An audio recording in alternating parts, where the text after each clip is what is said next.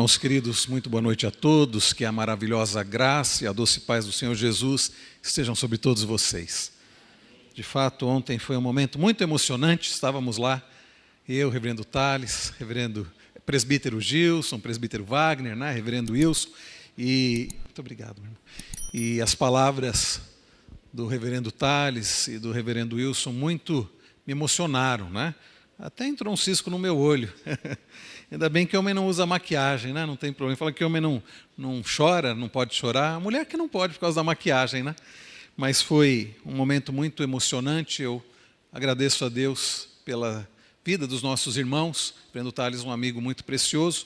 E esta igreja também é uma igreja muito querida. Muito bom rever os irmãos, estar aqui com vocês. Nós vamos, queridos, abrir nossas Bíblias no primeiro livro Samuel, 1 Samuel, capítulo 2. 1 Samuel, capítulo 2. Primeiro livro de Samuel, capítulo 2. Eu, sempre que posso, acompanho as mensagens aqui, sou muito edificado, aliás, pelas pregações aqui, e os irmãos estão na série Pela Fé, e assisti algumas mensagens, e fiquei olhando para Hebreus 11, reverendo Thales tem feito a exposição e falado dos personagens ali citados, né, que viveram pela fé, que viveram olhando para o autor e consumador da fé, e falaram já sobre Jefté, Sansão, Davi, foi na semana passada, e o próximo vai ser Samuel, né? Falei, não sei se o reverendo Thales já preparou de Samuel, então não vou falar da fé de Samuel, vou falar da mãe de Samuel, a fé de Ana. Então, 1 Samuel capítulo 2, hoje nós vamos expor aqui o cântico de Ana, a oração de Ana.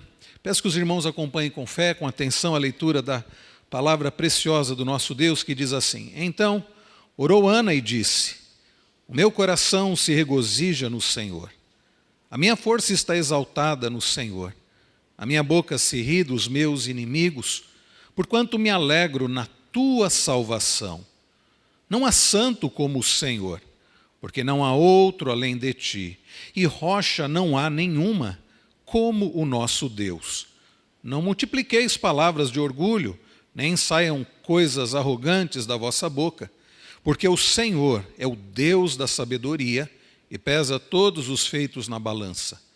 O arco dos fortes é quebrado, porém os débeis cingidos de força. Os que antes eram fartos, hoje se alugam por pão, mas os que andavam famintos não sofrem mais fome. Até estéril tem 7 filhos, e a que tinha muitos filhos perde o vigor.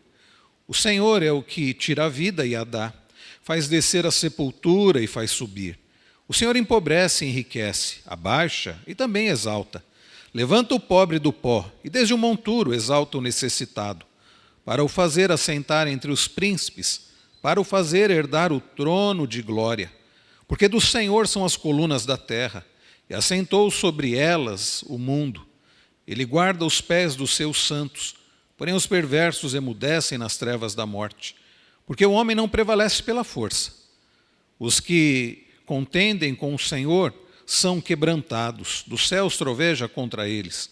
O Senhor julga as extremidades da terra, dá força ao seu rei, e exalta o poder do seu ungido. Até aqui a palavra do Senhor. Vamos mais uma vez orar. Pai Celestial, eu me alegro por estar aqui com os meus irmãos queridos, nesta igreja amada.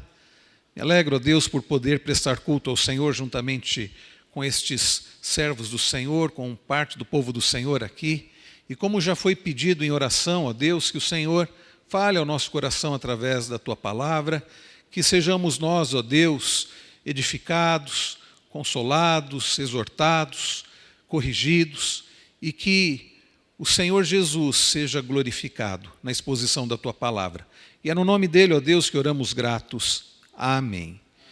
Irmãos, falar sobre fé, sobre viver pela fé, é tão importante, e nós já temos aprendido aqui a olhar para Hebreus 11 e a olhar para tantos textos das Escrituras sobre homens e mulheres que viveram pela fé, gente que não foram super-heróis, como os irmãos já têm aprendido ao olhar para as Escrituras, gente que não foi superior a nós porque tinha uma capacidade especial, mas era gente que olhava firmemente para o Senhor. Então, a diferença, ou o que nos chama a atenção naqueles homens e mulheres descritos lá em Hebreus 11, é que foram pessoas que olharam para o Deus forte, para o Deus poderoso, para o Deus santo, para o Deus soberano. E, queridos irmãos, a pergunta que fica é: como ter fé no Senhor? Por que, aliás, nós não temos tanta fé, ou por que falhamos tantas vezes na fé?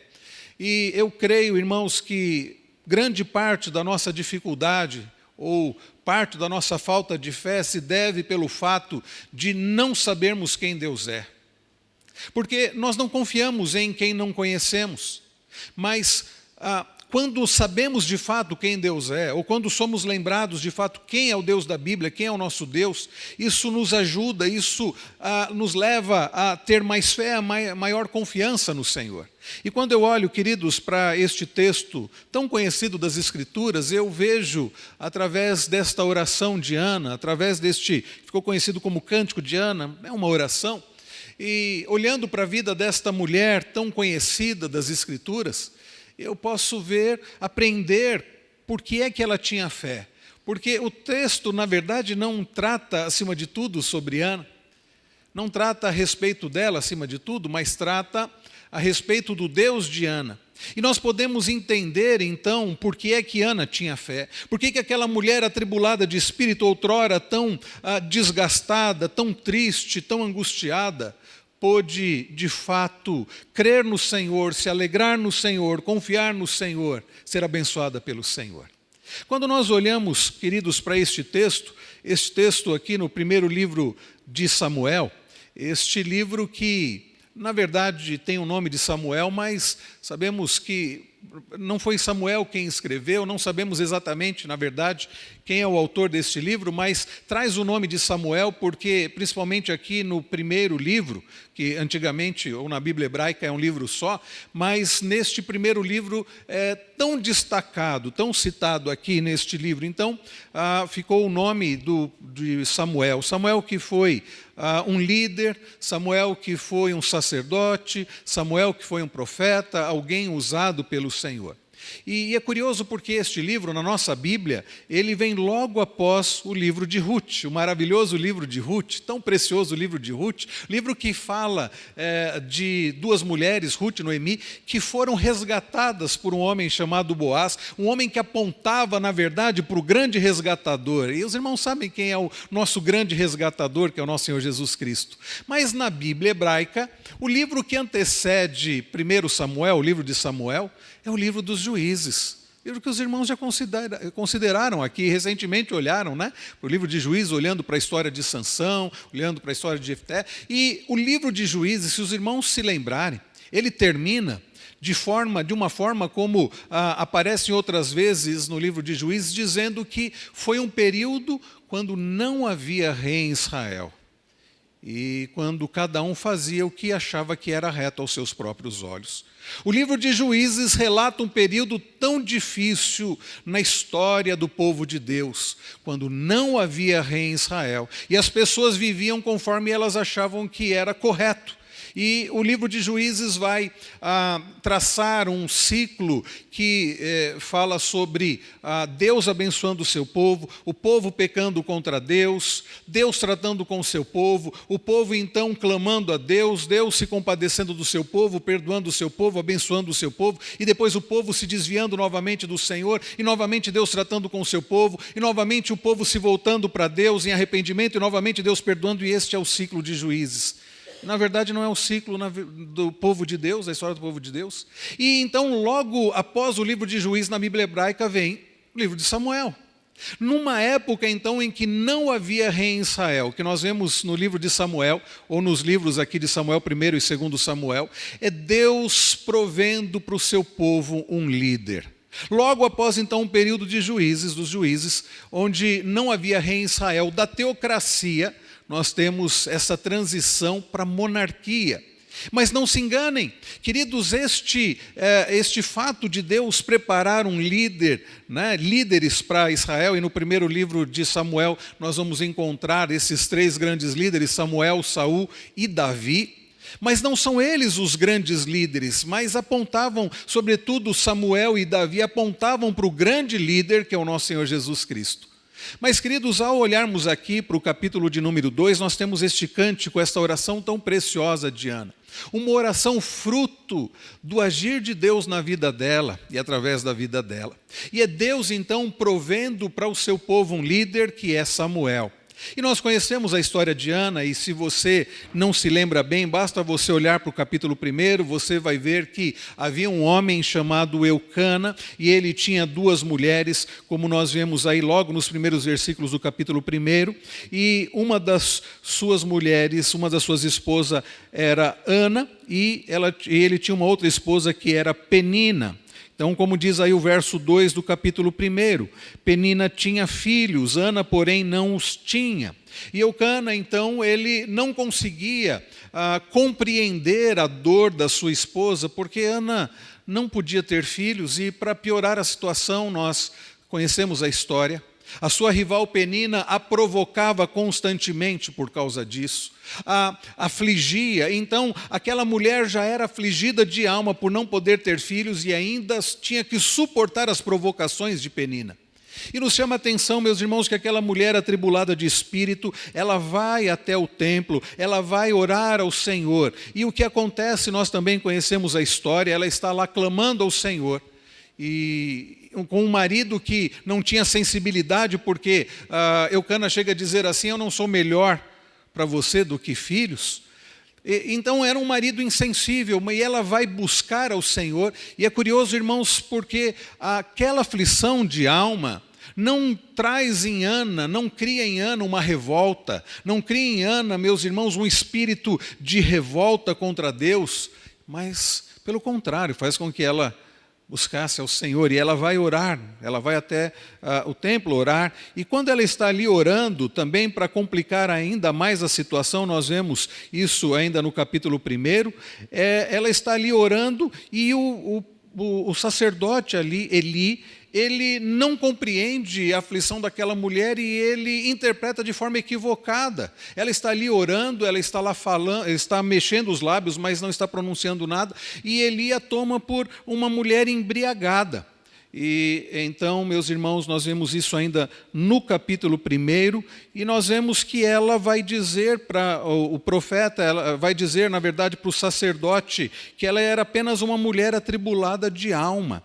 Ela diz no verso de número 15 do capítulo 1, não, Senhor meu, eu sou mulher atribulada de espírito, não bebi nem vinho, nem bebida forte, porém venho derramando a minha alma perante o Senhor. Não tenhas, pois, a tua serva por filha de Belial, porque pelo excesso da minha ansiedade e da minha aflição é que tenho falado até agora. A ansiedade e a aflição de Ana a levaram não a buscar um lenitivo ou um outro meio para resolver o problema, ou tentar resolver do jeito dela. Como Abraão e Sara, mesmo depois de ouvirem da promessa do Senhor, tentaram resolver do jeito deles a questão de filhos. Não, aquela aflição de alma fez com que Ana fosse buscar ao Senhor, já demonstrando fé no Deus Todo-Poderoso. E então ela conversa com o sacerdote Eli, e ele então responde para ela no verso de número 17 do capítulo 1, vai em paz, o Deus de Israel te conceda a petição que lhe fizeste. E no verso 18 nós lemos as palavras dela: ache a tua serva à mercê diante de ti. Assim a mulher se foi seu caminho e comeu, e o seu semblante já não era triste. Não é curioso isso? Aquela mulher que estava ansiosa, aflita, agora ela sai dali do templo, e ela sai dali já não mais triste, com um semblante alegre, e já com apetite ela vai comer. Por quê? Porque ela cria no Senhor, porque ela depositava a sua fé no Senhor. E agora, queridos, ao olharmos para o capítulo de número 2, nós sabemos que Deus concede aquele desejo de Ana, e ela então concebe e dá à luz um filho, né, Samuel, e ela havia prometido consagrar esse filho ao Senhor, né, e de fato ela cumpre isso. Nós vemos ainda no capítulo 1 que ela cumpre o seu voto. O verso 24 diz: havendo desmamado, levou consigo com um novilho de 3 anos, um éfa de farinha e um odre de vinho, e o apresentou à casa do Senhor a Siló. Era um menino ainda muito criança. Então ela consagra o seu filho ao Senhor. E agora no capítulo 2 nós olhamos para esta oração de Ana. E percebam, irmãos queridos, nesta oração nós podemos verificar os motivos que Ana tinha para ter fé. Então, mais uma vez, o texto, na verdade, não trata sobretudo sobre Ana. Aliás, o livro de Samuel não trata acima de tudo de Samuel e não acima de tudo acerca de Saul e também não acima de tudo acerca de Davi. Mas trata a respeito do Deus de Samuel, do Deus de Ana, do Deus de Davi. Então preste bastante atenção. Em primeiro lugar, nós vemos aqui no verso 1, a partir do verso 1, que Ana pôde ter fé no Senhor, porque na verdade ela entendia de fato que o único que era capaz de dar alegria e verdadeiro prazer e satisfação para a sua alma era o Senhor. Nem mesmo um filho podia dar tamanha satisfação, mas o próprio Deus. Vejam comigo o verso 1. Então orou Ana e disse: o meu coração se regozija no Senhor, a minha alma está exaltada no Senhor. Percebam, irmãos, Ana não começa a sua oração dizendo: o meu coração se alegra porque agora eu tenho um filho. Afinal de contas, depois de tantos anos desejando tanto um filho, Deus me abençoou e agora eu tenho aqui um filho. Este filho, como eu vejo às vezes alguns colocando aí nas redes sociais, este filho é a razão da minha vida. Não, ela não diz nada disso. Ela não diz que Samuel era a razão da sua vida, que Samuel era o seu maior tesouro, que Samuel era a fonte da sua alegria. Não, ela diz: o meu coração se regozija no Senhor, o meu coração se alegra em Iavé, no Deus da aliança. Irmãos queridos, Ana podia de fato crer no Senhor, porque era no Senhor que estava a sua alegria. Ana aprendeu algo que muitos cristãos parece que ainda não aprenderam, que o único que pode dar verdadeiramente satisfação ao nosso coração é o Senhor. O resto é ídolo. Mesmo coisas boas, mesmo pessoas, mesmo aquilo que é justo, por exemplo, não é errado um homem, uma mulher, um casal desejar ter um filho. O que é errado é um casal colocar a sua alegria, a sua esperança num filho. Daí, como nós vemos no Antigo Testamento, lá em Gênesis, Raquel dizendo para o seu marido: dá-me filhos, dizendo: dá-me filhos ou eu morrerei. Dá-me filhos ou morrerei. Raquel diz isso para Jacó, como que dizendo assim: se eu não tiver filhos, eu não poderei ser feliz. E olha que eles já tinham tido José, mas ainda assim ela queria ter filhos a ponto de dizer: dá-me filhos ou eu morrerei. E é triste saber que Deus deu um filho para ela, mais um filho, e ela morreu, né? Logo após ter aquele filho, Benjamim. Ela que tanto desejava ter filhos, a ponto de dizer: dá-me filhos ou eu morrerei. Ela tem mais um filho e ela morre. Então, queridos, coisas boas podem se tornar ídolos quando nós colocamos nelas a nossa satisfação e a nossa alegria. Então não é errado, por exemplo, um jovem desejar se casar, mas o problema é quando ele diz assim: se eu não me casar, eu não serei feliz. Não é problema, como eu disse, um casal desejar ter filhos, ou mais de um filho. O problema é quando o casal pensa assim: se eu não tiver um filho, ou não tiver mais um filho, eu não serei feliz. Não é problema alguém desejar ter um bom emprego, ter uma casa própria, nada disso. Mas o problema é quando ele diz: se eu não tiver isso, eu não serei feliz. E o nosso coração, enganoso que é, queridos, quer nos fazer acreditar que nós dependemos de coisas, de pessoas, para a nossa felicidade, para a nossa segurança, para a nossa satisfação. Quando, na verdade, como disse, né, o teólogo do passado, Agostinho, bispo de Hipona, no seu livro Confissões, diz assim: criaste-nos para ti, ó Deus, e a nossa alma só encontra descanso em ti. Ou como disse Davi, no Salmo 16, na tua presença plenitude de alegria, na tua destra delícias perpetuamente. Irmãos queridos, Ana aprendeu isso, que o único que tinha poder para fazê-la verdadeiramente feliz não era Eucana, não era Samuel, não eram bens materiais, mas era o próprio Deus. Então, queridos, quando nós entendemos quem Deus é, e nós entendemos que é Ele quem tem poder para nos fazer verdadeiramente felizes e nos dar alegria, nós depositamos a nossa fé nele. A nossa falta de fé, por vezes, acontece porque o nosso coração enganoso nos faz acreditar que nós dependemos de coisas e de pessoas para a nossa felicidade. Aí depositamos a nossa fé num cônjuge, num filho, num emprego, numa posição social, porque nós vamos colocar a nossa fé naquilo que nós entendemos que de fato pode nos dar felicidade. Então a pergunta que fica para você logo no início é: Em quem você acredita de fato que pode dar a você felicidade e segurança? O dinheiro, uma pessoa ou de fato o próprio Deus? Porque quando nós entendemos onde está o nosso coração, aliás, Jesus no Sermão do Monte diz isso, né? Aonde está o teu tesouro, ali estará o teu coração. A pergunta é: onde está o teu tesouro? E aí você vai descobrir onde está o teu coração, onde está a tua fé. Ana, entendendo que a sua alegria estava no próprio Deus, ela então confia no Senhor. O meu coração se regozija no Senhor. A minha força está exaltada no Senhor. E ela continua no verso ainda primeiro, e ela diz: a minha boca se ri dos meus inimigos, porquanto me alegro na tua salvação. Ana não diz: eu me alegro em Samuel. É claro, queridos, que aquela mulher teve profunda alegria com o nascimento do seu filho. Mas é curioso que ela não faz de Samuel o seu ídolo. Aliás, se ela tivesse feito de Samuel, do seu filho, um ídolo, ela nunca teria cumprido o voto de dedicar Samuel ao Senhor, de levar Samuel até ali, o templo, até Eli, e deixar ele lá. Né? Porque, vejam, o texto diz que ainda ele era muito novo, no capítulo 1, nós lemos que ainda ele era muito novo, e ela então o deixa ali para crescer ali com o sacerdote para servir ao Senhor. Mas, queridos, nós percebemos também que Ana depositava sua fé no Senhor porque ela, além de saber que o Senhor era o único que podia dar verdadeira alegria, paz, segurança, coisa que um filho, que um cônjuge, que nenhum bem material pode dar, ela também conhecia o caráter de Deus. Aliás, esta oração me impressiona porque mostra quanto Ana conhecia de teologia. Eu acho que Ana conhecia mais de teologia do que muitos teólogos dos dias de hoje. Olha o que ela declara no verso 2. Não há santo como o Senhor, porque não há outro além de ti, e rocha não há nenhuma como o nosso Deus. Irmãos queridos, Ana conhecia Deus, sabia a respeito dos atributos de Deus, ainda que não houvessem seminários naquela época, um livro de teologia sistemática naquela época, Ana sabia acerca da doutrina da santidade de Deus, dos atributos de Deus. Ana, ela declara: não há santo como o Senhor.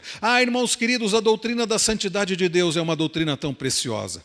Eu estou tratando às quintas-feiras sobre o tema Reforma Hoje, baseado num livro do James Montgomery Boyce, né, Reforma Hoje, onde ele defende a tese de que nós precisamos de um retorno às Escrituras, porque a reforma protestante nada mais foi do que um retorno às Escrituras. E o Boyce ele diz que as igrejas hoje parece que não sabem quem Deus é, por isso das práticas mais estranhas e absurdas em muitas igrejas no que diz respeito ao culto, práticas mais estranhas no que diz respeito à vida cristã. Então ele defende que é necessário uma reforma, e ele começa falando sobre a reforma. Aliás, no capítulo que ele trata sobre isso, ele fala sobre uma reforma da doutrina. E na reforma da doutrina, que na verdade é uma volta à doutrina, a palavra de Deus, ele fala sobre a doutrina da soberania de Deus, da santidade de Deus e da sabedoria de Deus. E nas 2 últimas quintas-feiras eu estava tratando justamente sobre a doutrina da santidade de Deus. Irmãos queridos, se nós tivéssemos de fato a ideia correta de quem Deus é, o quão santo Deus é, nós não nos apresentaríamos diante do Senhor de qualquer jeito. Nós não viveríamos diante da face de Deus de qualquer jeito. O profeta Isaías, na sua visão, ele vê aqueles seres dizendo assim: santo, santo, santo é o Senhor. Ali é um hebraísmo, a ideia é santíssimo é o Senhor. Em Apocalipse nós lemos as mesmas palavras. Abacuque, diante do que estava acontecendo, né, em Israel, mais precisamente em Jerusalém, quando ele clama a Deus e Deus diz: eu vou levantar os caldeus para disciplinar o meu povo. Abacuque não entende, a ponto dele pensar: como pode o Deus que é santo de olhos, que não pode contemplar a maldade, vai usar um povo tão mau? Mas Abacuque traz então à sua mente o fato de que Deus é santo. O que Abacuque não tinha entendido até aquele momento é que o Deus que é santo, ele é soberano, e ele pode usar até um povo mau, um povo ímpio, para tratar com o seu próprio povo. E ele vai disciplinar o seu próprio povo, e depois ele executa o seu juízo contra aquele povo mau. Deus é soberano em sua soberania, ele age com sabedoria, com santidade e com bondade para com o seu povo, porque a disciplina do Senhor sobre o seu povo é, na verdade, um ato de amor, de bondade. Mas Abacuque vai se referir à santidade de Deus. E Ana, meus irmãos, tinha essa compreensão. Compreensão que muitos cristãos parece que não têm hoje ou perderam. Nosso Deus não é um igual a nós. Ele não é um qualquer. Ele não somente é o Criador de todas as coisas, mas Ele é um ser absolutamente santo. A santidade de Deus tem seu aspecto na sua majestade e num sentido de que somente Deus é santo como Ele é.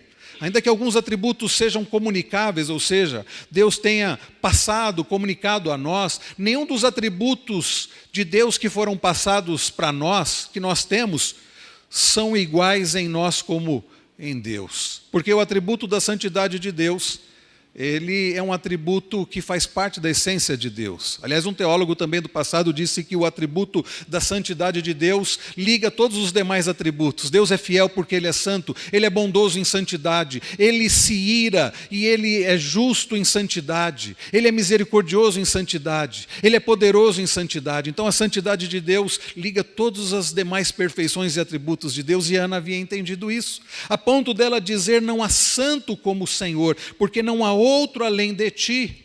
Como dizia o teólogo também do passado, Karl Barth, com quem nós discordamos em muitas coisas, né, reverendo? Mas ele dizia algo interessante, a frase dele, que Deus é um ser totalmente outro. Ele não é um igual a nós. Ele é o Criador, Ele é o Santo, e Ana sabia disso. E é por isso que Ana confiava nele. Porque Ana sabia que Deus não era igual a ela, e ela tinha consciência do seu próprio pecado, mas Deus era santo de forma majestosa, e nesse sentido só Deus é santo. Deus é absolutamente santo, moralmente santo, ou seja, não há em Deus pecado algum, e Deus é santo também nas suas obras. Ele criou o mundo espiritual santo. Lá em Judas 6 é dito que os anjos, né, caíram do seu estado, deixaram o seu estado anterior, que era de santidade. O homem e a mulher foram criados santos, Adão e Eva, mas eles resolveram pecar. Então, queridos, nós precisamos resgatar essa doutrina da santidade de Deus, devemos ter a compreensão dessa doutrina, para que possamos confiar no Senhor. Deus não é como nós, não é como um amigo nosso. Deus é um ser absolutamente e perfeitamente santo, logo Ele é confiável, logo você deve ter fé no Senhor, sabendo que Ele é santo, que Ele é incomparável. Ela diz: e rocha não há nenhuma como o nosso Deus. Ana também sabia que Deus, sendo santo, sendo incomparável, Ele era confiável, daí ela se referir a Deus como rocha. Há um antigo hino do nosso inário que diz isso, né? Rochedo forte ao Senhor, refúgio na tribulação. Há um outro hino também do nosso inário que diz: rocha eterna, meu Senhor, quero em ti me refugiar. Então, queridos, quando nós temos a compreensão de quem Deus é, o quanto Deus é santo, o quanto Deus é confiável, nós passamos a, de fato, ter fé nele. Ana continua, e vejam o que ela diz no verso 3. Não multipliqueis palavras de orgulho, nem saiam coisas arrogantes da vossa boca, porque o Senhor é o Deus da sabedoria, e pesa todos os feitos na balança. Ana, entendendo que Deus era incomparável, santo, ela entende que não há motivo para nós sermos orgulhosos, soberbos. Daí ela dizer: não saiam da boca de vocês, não multipliquem palavras de orgulho, de arrogância, porque Deus é sábio e Ele julga. E ela vai também mostrar, meus irmãos, a compreensão que ela tinha no fato de que Deus não somente é santo, incomparável, um Deus confiável, mas Ele é um Deus todo-poderoso, é um Deus que age com poder, é um Deus soberano. Olha o que ela diz no verso 4. O arco dos fortes é quebrado, porém os débeis cingidos de força. Ou seja, Deus é aquele que tem poder para agir e quebra os arcos dos fortes. E tem poder, meus irmãos, e Ele é um Deus não que age de vez em quando, mas Ele é um Deus atuante a todo momento, é um Deus que intervém a todo momento, é um Deus que rege a história, é um Deus que controla todas as coisas, é um Deus, como escreveu o falecido pastor presbiteriano e teólogo Robert Charles Sproul, é um Deus cuja mão pode parecer invisível. Tem um livro dele que chama Mão Invisível, mas é um Deus que age com poder, quebrando os arcos dos fortes, agindo com poder, como diz ela no verso de número 5, os que antes eram fartos, hoje se alugam por pão, mas os que andavam famintos não sofrem mais fome. Até a estéril tem 7 filhos, e a que tinha muitos filhos perde o vigor. Percebam, irmãos, Ana está fazendo referência aqui ao fato de que o nosso Deus é um Deus soberano e um Deus que age para o nosso bem, ou seja, aqui é o que nós conhecemos como a doutrina da providência. Muitas dessas percepções foram depois elaboradas, anos depois, e hoje nós temos esses nomes, essas nomenclaturas, né? A doutrina da providência. O que é, irmãos queridos, a doutrina da providência, senão o fato de que Deus dirige todas as coisas de forma soberana, para a glória dele e para o bem do seu povo. E ele age com poder, meus irmãos, fazendo com que a estéril tenha 7 filhos. Ele age com poder e soberania, como diz ela no verso 6, o Senhor é o que tira a vida e a dá, faz descer a sepultura e faz subir. O Senhor empobrece e enriquece, abaixa e também exalta. Levanta o pobre do pó e desde o monturo exalta o necessitado, para o fazer assentar entre os príncipes, para o fazer herdar o trono de glória, porque do Senhor são as colunas da terra e assentou sobre elas o mundo. Percebam, Ana vai mostrando a compreensão que ela tinha de que este mundo não está largado à própria sorte. Ana não cria em sorte, em azar, em destino cego, nada disso. Ana tinha compreensão que há um Deus que rege a história. Ana tinha compreensão de que há um Deus que é soberano e faz tudo conforme o conselho da sua vontade. Nabucodonosor, rei da Babilônia, ele por um tempo viveu achando que ele era um Deus. Ele olhava para os jardins que ele havia construído para a sua própria glória e ele se orgulhava de tudo aquilo, como diz lá em Daniel capítulo 4. Mas Deus trata com aquele homem. E depois de Daniel interpretar os seus sonhos, mostrando que ele deveria se arrepender, ele continua ali em orgulho, até que Deus tira o seu reino, até que Deus humilha. E então ele escreve que ele pôde compreender que Deus é aquele que faz o que quer e que ninguém pode deter a sua mão. E Deus é aquele cujo reino é sempre eterno, que não tem início e não tem fim. Deus exalta quem quer, Deus humilha quem quer. Nabucodonosor precisou ser humilhado para compreender isso. E aí ele passa a exaltar e a louvar o Deus que é todo-poderoso.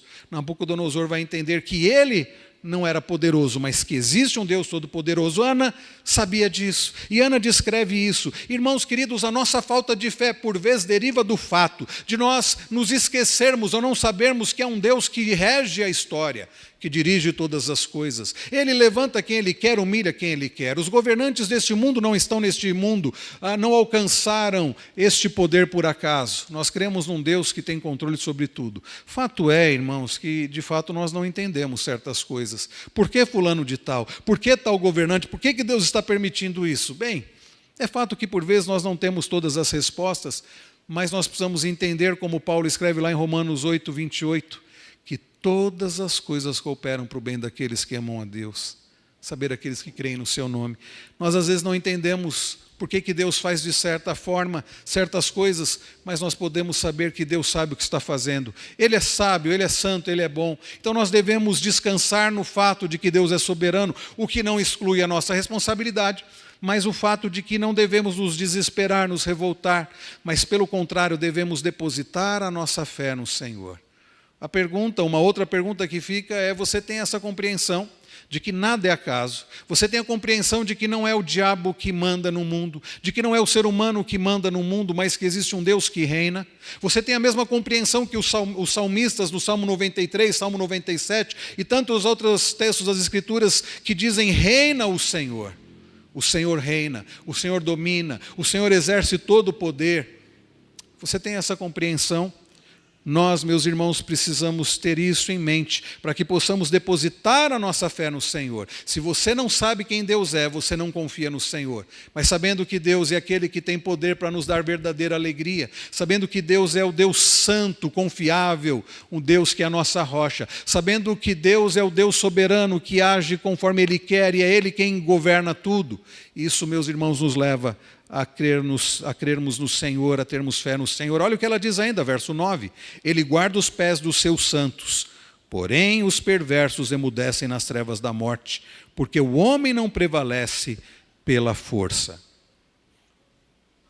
Irmãos, Ana havia entendido, compreendido, que o Deus que é santo, que é soberano, é o Deus que guarda o seu povo, é o Deus que tem poder para nos guardar. Como diz o salmista, é Ele, meus irmãos, que, quando o salmista diz: eleva os meus olhos para os montes, de onde me virá o socorro? O meu socorro vem do Senhor, que fez os céus e a terra. O meu socorro vem do Senhor. É o Deus, queridos, que guarda o seu povo. Ela diz no verso de número 10, os que contendem com o Senhor são quebrantados. dos céus troveja contra eles, o Senhor julga as extremidades da terra, dá força ao seu rei, exalta o poder do seu ungido. Ana sabia, meus irmãos, que Deus é o Deus Todo-Poderoso, o Criador, o sustentador de todas as coisas. Aliás, ela faz menção disso no verso 8 que nós lemos. No final do verso 8 diz, porque do Senhor são as colunas da terra e assentou sobre elas o mundo. Nosso Deus é o Deus que criou todas as coisas. É o Deus que sustenta todas as coisas pelo seu poder. É o Deus que dirige todas as coisas. É o Deus que é zeloso e tem cuidado do seu povo. Nós temos aqui em Samuel o Deus zeloso levantando um líder para o seu povo, Samuel. E depois depois vai vir Saul e depois vai vir Davi. Mas, irmãos, todos eles apenas apontavam para o grande líder, que é o nosso Senhor Jesus Cristo. Ela diz, então, no final do verso de número 10, o Senhor julga as extremidades da terra, dá força ao seu rei e exalta o poder do seu ungido. Queridos irmãos, nós aprendemos a olharmos para a oração de Ana, quem é o nosso Deus? E isso para nos ajudar na nossa falta de fé. Nós aprendemos com Ana que o nosso Deus é aquele que é confiável e é o Deus que tem poder para nos dar verdadeira alegria. Deus alegrou o coração de Ana. É curioso porque nós vimos no capítulo 1 que logo após ela orar e o sacerdote Eli falar com ela, nós lemos que ela saiu de lá já alegre. Ela saiu de lá com um semblante alegre. E ela já havia tido o resultado, do exame de sangue que mostrou que ela estava grávida, ela já havia feito ultrassom, nada disso. Ela não tinha ainda a concretização da promessa, mas ela saiu de lá alegre e já até com apetite, porque ela cria no Deus que cumpre a sua palavra. Irmãos queridos, fé é isso. Não é nós vermos para crer, como Tomé quis, mas é nós crermos mesmo sem ver, porque nós servimos o Deus Todo-Poderoso. E é por isso que nós não precisamos ver as coisas, basta crermos em quem Deus é. Nós aprendemos, queridos, ao olharmos aqui para a oração de Ana, que o nosso Deus é o Deus que não somente é digno de confiança, porque Ele tem poder para nos alegrar, mas Ele é o Deus santo, Deus incomparável. Você tem tido essa compreensão? Será que a sua falta de fé não é porque, de fato, você ainda não entendeu que Deus não é um igual a você, mas que Ele é o Santíssimo, o Deus fiel, o Deus confiável, rocha? Nós aprendemos, queridos, ao olharmos para a oração de Ana, que Ele é o Deus soberano. Ele faz o que quer com quem Ele quer. Ele dirige a história. Ele exalta quem Ele quer, humilha quem Ele quer. Ele é o Deus da providência. Ele abençoa. Ele ainda continua realizando milagres. Ele faz com que a mulher estéril seja alegre mãe de filhos. Nós aprendemos, queridos, ao olharmos para a oração de Ana, que Ele não somente é o Deus confiável, o Deus santo, o Deus que nos alegra, o Deus soberano, mas Ele é aquele que cuida do seu povo, como nós vimos no verso 9, Ele guarda os pés dos seus santos. Nós aprendemos, meus irmãos, que Ele é aquele que dá força ao seu rei e exalta o poder do seu ungido. Irmãos queridos, este texto nos ensina quem Deus é, para fortalecer a nossa fé. E como eu disse, este livro que mostra Deus suprindo para o seu povo, Deus levantando para o seu povo um líder, Ele vai levantar Samuel.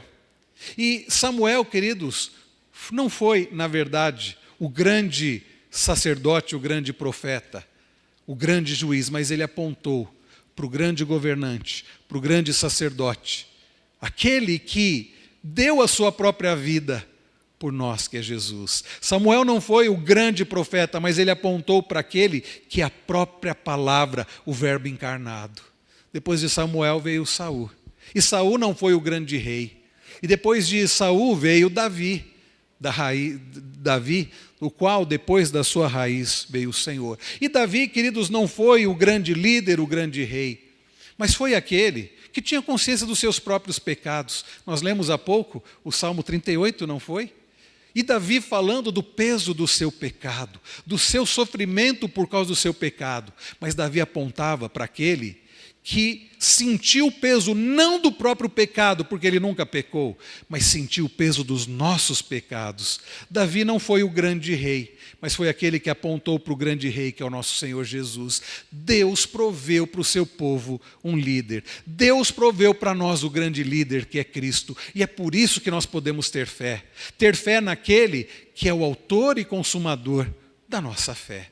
Então, queridos irmãos, que Deus nos ajude na nossa falta de fé, nos lembrando sempre de quem Deus é, nos fazendo sempre nos alegrar nele, como Ana, nos fazendo sempre colocar toda a nossa confiança nele, porque ele é o Deus santo, incomparável, o Deus soberano, o Deus todo-poderoso, o Deus que cuida, que protege, que zela pelo seu povo, o Deus que nos salva. Que a nossa fé esteja nele, sempre nele, e para a glória dele. No nome de Jesus, o nosso grande Redentor, o nosso Salvador, o autor e consumador da fé. Amém. Amém. Muito obrigado, queridos irmãos.